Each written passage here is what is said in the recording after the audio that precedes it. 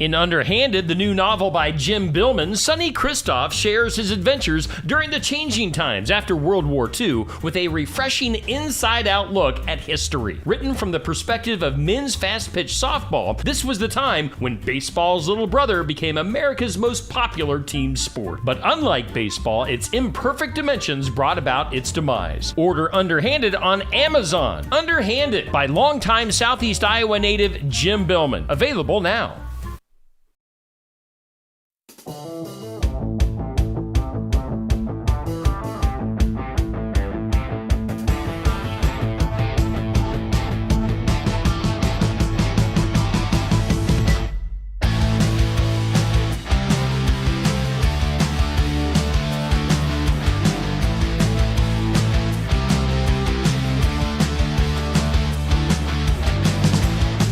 Hey there, it is time for Real Talk here on Steve Shetler Media with Aaron and Steve. Aaron Fleming, Steve Shetler hanging out with you on a Monday. Aaron, how you doing today? I'm doing pretty great. I'm enjoying the unseasonably warm weather and eagerly anticipating the snow we're supposed to get tomorrow. Yeah, 76 degrees is the expected high today, and then snow, a good possibility for tomorrow night. So weird weather. Welcome to springtime in Iowa.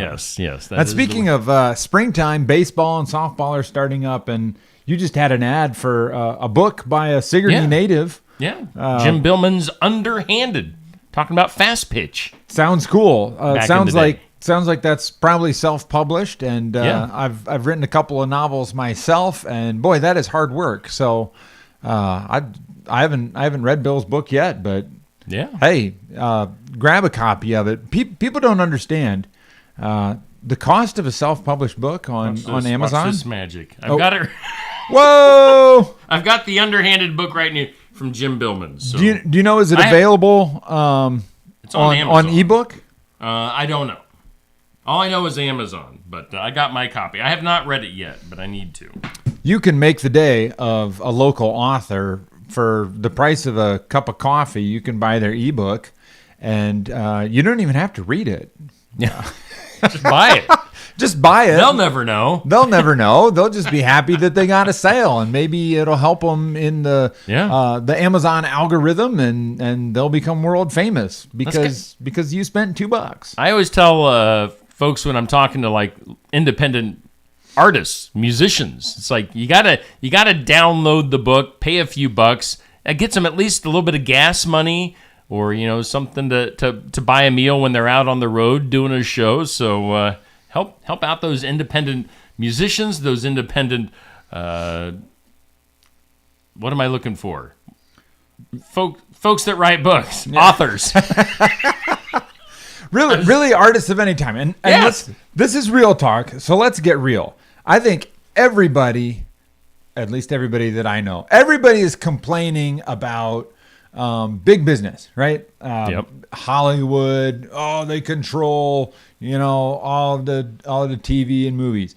The big record labels control pop music, and so we're always complaining about this stuff, right? Yes. The big publishers, there's the big 5 publishers, and they control everything that gets printed. So we complain about all this stuff, but the truth is we have power to do something about it, like we've never had in the history of the world. The power to support local people, and it's just kind of silly that we don't. For literally less than the price of a latte, you can support an independent author who's selling their stuff on Facebook or Amazon. And it reminds me. Do you remember the movie Willow? I remember it. I don't know if I actually ever saw it, but it's the little fellow. Yeah. Warwick Davis Yes. starred as one of my favorite movies. I didn't see it in the theater, but when I got a hold of the VHS tape in high school, I watched it like 3 nights in a row. But there's this great scene where the sorcerer, the happy little magician from the village is interviewing for apprentices. And and he goes to each apprentice or would-be apprentice, and he holds up his hand and he says, "In which finger is the power to control the universe?" And one by one, they pointed his fingers, and no, it's not that one, and no, it's not the middle finger, people. That's not the finger, and nobody guesses the right finger, and so there's no apprentice this year. Later on in the movie, Willow, the main character, goes back to him and says, "This is really dumb, but when you asked which finger, I thought maybe I should hold up my own finger." And that was the right answer. And I've thought of that many, many times. I mean, it's like, it's a movie that has black magic in it and like this evil guy with a skull. So Christians probably boycotted it back in the 80s. But no, it's think about your own fingers and your thumb on the remote control. Oh, all Hollywood produces is trash these days. Bloop. Yep. Let's be real. Keeping it real. Okay. Well, that wasn't the topic for today, but But here we are. We are 6 to 7 minutes into the program. oh wow, yeah. Well, it's always time well spent when you promote local Yes. self-published authors. We've been talking about calling for a couple of weeks, and I guess we'll pick up on that here because calling. What does that mean? What are you going to spend your life on? Sitting around in a beanbag chair, eating Cheetos and scrolling through Facebook? I mean, I'm guilty of that occasionally. Let me wipe the Cheeto dust off of my chest. I kind of stole that from a Ron White comedy thing. But guilty as charged, as the case may be. But our calling is the things that we would do in our life if we were really on track. Like if we were not sitting naked in a beanbag chair eating Cheetos, scrolling through Facebook or cable channels or something. What if we were really doing the things that we were supposed to be doing and that were meaningful and satisfying and made us feel good at the end of the day instead of just helping us zone out? So how do you find your calling? That's a great question. Calling sounds like something for doctors or someone who's, called to be involved in politics or something like that. But what about most of us who have a pretty ordinary life? Can we have a calling too? I don't know if you're asking me, but yes. Yeah, there you go. Good answer. So how do you find it? That's the next question. How do you find your calling? And we've been kind of going through the book of 1 Samuel from, that's about a third of the way through my Bible. Always promoting Bible reading since I'm a pastor. It's a big book, isn't it? It is. And there's some weird stuff in there. Oh, yeah. And there's some stuff you got to just think about for a while. And here's a story that I heard. This is a classic Sunday school tale. Okay. Like if you went to Sunday school very much at all when you were a kid, you probably heard the story about Samuel being called by God. And the story is that Samuel is this little boy who lives at the temple. His parents dropped him off there so that he could help out. And so Eli's the high priest, and one night Samuel's trying to fall asleep, and he hears the voice of God. But he's never heard the voice of God before, so he thinks it's Eli calling him, "Samuel, Samuel." So he runs to the priest and says, "Here I am, here I am." And the priest said, "Oh, I didn't call you, go back to bed." And that happens, finally on the third time, the priest finally gets this good idea and says, "Samuel, I think God is talking to you." And so then Samuel goes back and lies down. And the next time he hears the voice, he knows it's God. And so he responds and says, what do you want? And that's how he becomes a prophet. Like when God starts talking to you, then I guess you're called to be a prophet. Pretty simple in that case. But there's something about that story that it took me many years to catch on to. And that is just this little part right at the beginning of that chapter where it says Samuel was sleeping in the temple where the Ark of God was. And I had to do some thinking back through some other Bible stuff that I know, which is that the temple was divided into 3 sections. There's the outer court, and this is kind of progression. Like the idea is that you move in space towards the presence of God. So there's the outer court, and kind of anybody can go into the outer court. And then there's the holy place, and only the priests were allowed into the holy place. And then there was the Holy of Holies, and that's where the ark was. And of course, our listeners are familiar with the ark from Indiana Jones. Pretty powerful artifact, right? And now it's in a warehouse in Washington, D.C. Yeah. Right? But it used to be in the Holy of Holies place. And you weren't allowed to go into the Holy of Holies unless you were the high priest. Didn't they like have to put a rope around them because if just in case they died, that they could pull them out? Yeah, like the idea was the presence of God was so powerful in the Holy of Holies that you might just die there. I don't know, like you see God too close, and then you're like, I don't want to be alive anymore. I just want to go to heaven and be with God. So you keel over dead, and then they gotta have this rope and pull you out. And I think they had bells on their robes too. Oh yeah. So yeah. if the bells stopped jingling, then you know that the high priest maybe he just kicked the bucket in there, haul him out.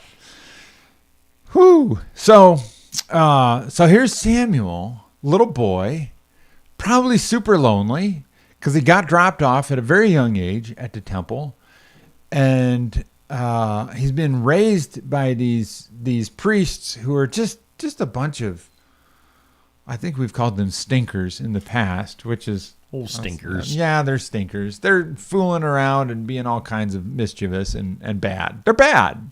They're not just mischievous. They're bad. And so when you're alone and you're small and you're surrounded by bad people every day, where do you go to find comfort? And Samuel's response is, I guess I'll just go lie down in the presence of God and sleep there. And apparently, God lets you break the rules if you're a little boy and you're scared and you're lonely and you need comfort. And God just lets you crawl right into the Holy of Holies, and I don't know, probably had some blankets or a sleeping bag, maybe. And so he's camping out there in the presence of God, and that is where God meets him and gives him a calling. So that brings us to the question: how do you find the presence of God, Steve? I don't know. Or does the presence of God find you? Oh, let's turn that question around. Thank you, because I think if you've been around religious groups long enough, you get the idea that maybe you'll find the presence of God reading the Bible, but sometimes you read the Bible and you don't feel anything. Maybe you'll find the presence of God when you go to church. And sometimes you go to church and you don't feel much of anything. Keeping it real, right? But he's there. I mean, he's in these things. But are you finding him? Are you finding him? Or is it a matter of, I like that, sometimes it's the presence of God finding you. I think we're going to wrap up with an encouragement right there. I hope this is encouraging. First of all, this is a twofold. I just used the word twofold. Mm-hmm. I'd like to note that. Made me feel pretty fancy. This is a twofold encouragement. First of all, go to the places that you're supposed to go. Read the Bible. Do some prayer. Go to church. Turn on some worship music. Be available for when God comes to find you. Because when you're not available, like when you're using meth or whatever, as you well know.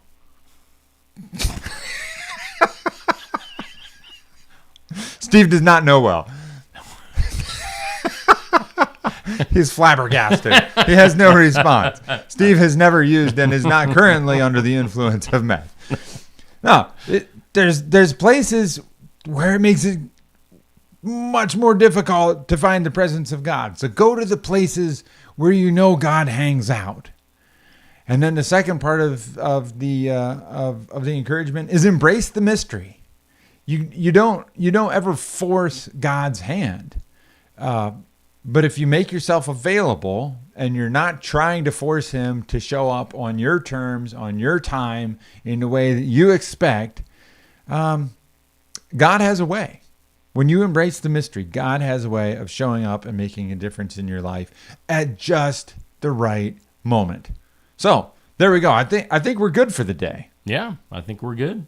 All right. Well, give us a shout in the comments. Ask us a question if you have a question that you want us to address on Real Talk, and we'll give it a shot. We may embrace the mystery and tell you we don't know, but there you go. Have a great one, everybody. We'll see you around soon. All right, that's Real Talk here with Aaron and Steve. By the way, we should say we are now officially presented by New Life Community Church in Wellman, Iowa, as you can see along the bottom of your screen and in the corner there. So, give them a like. We'll be sure to tag them in our Facebook post. That's where Pastor Aaron is the pastor. So we thank, again, New Life Community Church in Wellman for bringing us and being our headline sponsor here on Real Talk. We'll do this again next Monday.